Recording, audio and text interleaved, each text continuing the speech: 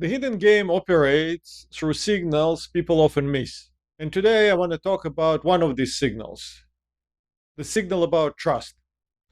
And trust is something that takes years to forge and about 50 seconds to lose. And you do need to find people you can trust at work because all these movie quotes, trust no one, keep your friends close but enemies closer, it is great for the clever references, bad advice for the real world. You are not in mafia movie and you don't want to develop paranoia. You do need a trusted network to rely on. And sometimes a single word tells you almost everything you need to know about the person and whether you can trust them or not. The word is they, and you know exactly what I'm talking about. They want us to do this. They are very interested in this deadline. They establish the process we need to follow. Who are they? Senior management? Some mysterious power behind the curtain? Lord Voldemort? Usually, they is a code word for I don't want to own this. They is not I. In a company I once worked, I saw a variation of the same pattern. The ultimate conversation stopper was John wants us to do this. And John was the name of the CEO at the time, and for the legal purposes, John is not a real name. But in the company of thousands, for an average employee, there is no way to figure out what CEO actually wants. So this technique was very effective. And because it was very effective, it was very quickly adopted and ended every debate. And nobody owned anything. When I worked there, I almost wondered if John ever knew about all these things he allegedly wanted.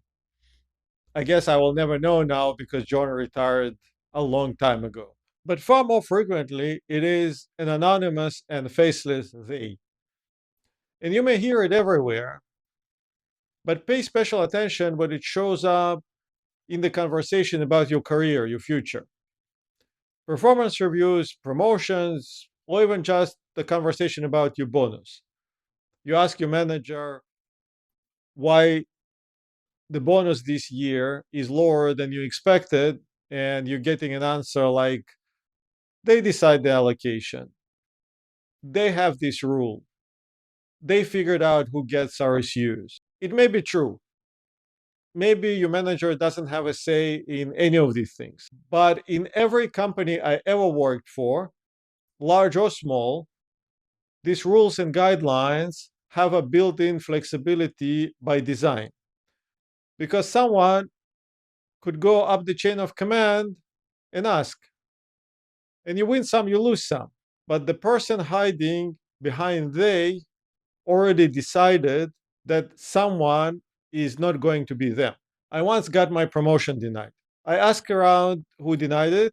Admittedly, it took a bit of investigation, but eventually I got the answer. They had a name and a title. It was my second level skip manager. So I gathered my strengths, conquered my fears, and went and talked to him.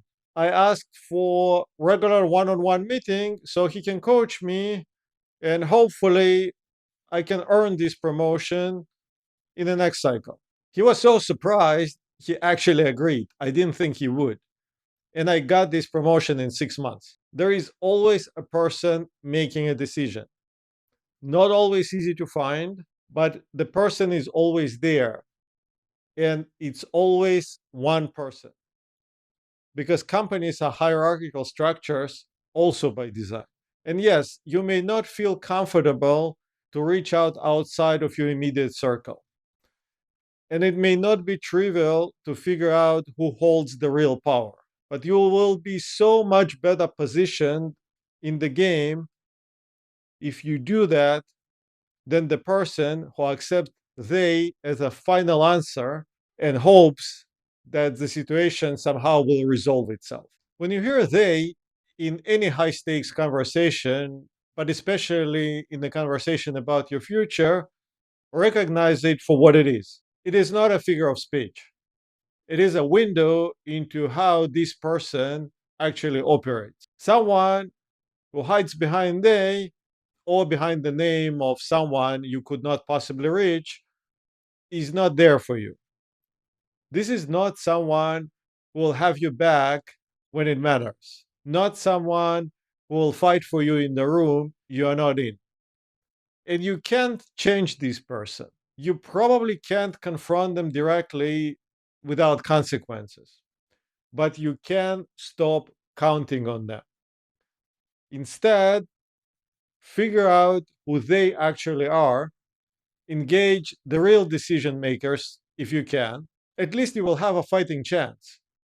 And another side benefit, you won't be disappointed by a false hope that someone will do it for you. Small language patterns often send big signals. And this is exactly what I help people with. So if you hear a lot of they in your organization, or you're dealing with any other signal that doesn't feel right, book a free discovery call. It is a real conversation, not a sales pitch. Just you and I going through your specific situation, figuring out what exactly going on and what you are dealing with. If any of this resonates, leave a comment or drop me a line. I read everything.